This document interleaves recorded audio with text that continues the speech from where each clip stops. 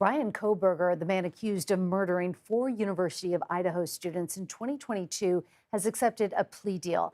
That's according to a letter sent by prosecutors to the victims' families. Kohberger was expected to go on trial in August after several delays in the case. If convicted, he could have faced the death penalty. Joining me now is CBS News reporter Andres Gutierrez. Andres, great to have you. What can you tell us about this plea deal?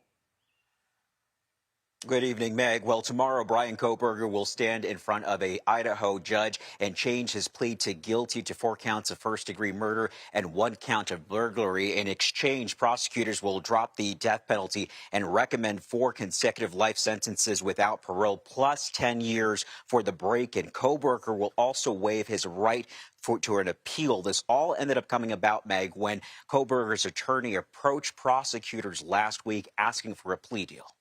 And what's the reaction been like in Moscow, Idaho, especially from the victims' families?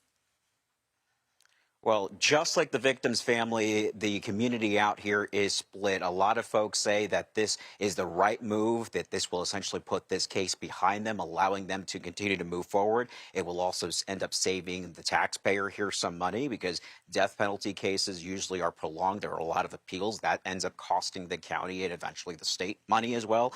Some students that we ended up talking to did call this a slap in the face, arguing that skipping a trial does rob them the opportunity of getting answers as to why this happened in the first place. Here's what some other locals told me. I'm afraid he might have gotten away with something. He not a dumb guy. He is very clever, and I've seen too many people walk away. And I think that this is probably the best we can hope for in this day and age. It was a horrific situation. I mean, yeah, it's kind of nice to know. I guess not nice to know, but I guess a motive would have been good to figure out. Was it just cold blood? Was there something else behind it? Because we weren't informed a lot. Now, regardless, these murders that took place more than 2.5 years ago did shatter this community's sense of security. There were a lot of folks who prior to this would leave their doors unlocked at their homes and cars. That is no longer the case out here, Meg. And when will he officially be sentenced?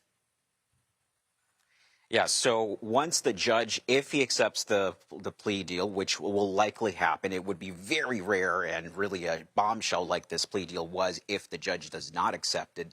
It will likely happen tomorrow.